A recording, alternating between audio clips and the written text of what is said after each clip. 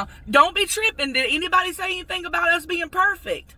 I've never tried walking on water, but I don't think I could. I don't have to because he did. And the church said, amen. Pass the offering plate. Pass the plate, baby. Y'all. It's tough. So, I hit record way too late, but one thing that, say hey, Letha.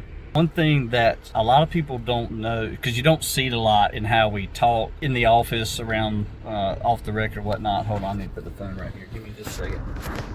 Oh, sorry. Yeah, but anyway, Letha and I were talking about religion.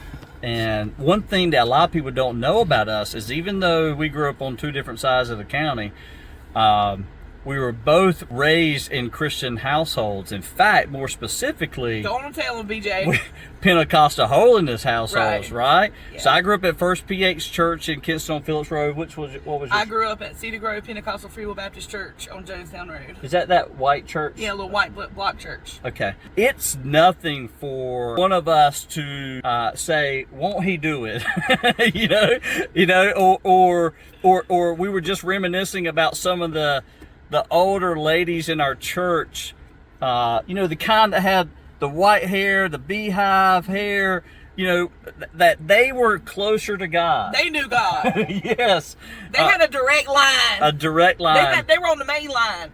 Yeah, and everybody's raised differently. I get that, and everybody's beliefs are different, and that's fine. Totally fine. But part of what we were saying was how thankful we were to be raised in that type of environment, how much we've appreciated that. And the older we've gotten, the more we still kind of cling to some of those sayings and some of the teachings and some of the songs. There's a lot of things about religion, if you want to say it that way, that I've certainly let go of. But there's a lot of things about it that still guide me to this day, that are just deep inside of who I am as a person.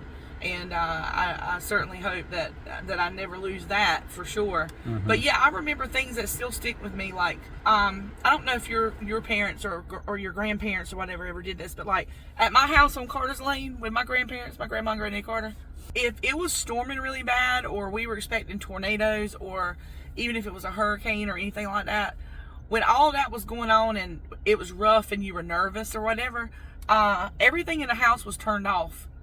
And we went into what my grandma called the front room of that house, and everybody sat there, and they sat there quietly, and my grandma and granddaddy would sit there prayerfully, because it was always sort of taught to us that we are at the mercy of God, and that we have no control over what's happening with the weather, and you were to sit and respect the fact that that was work that he was in control of.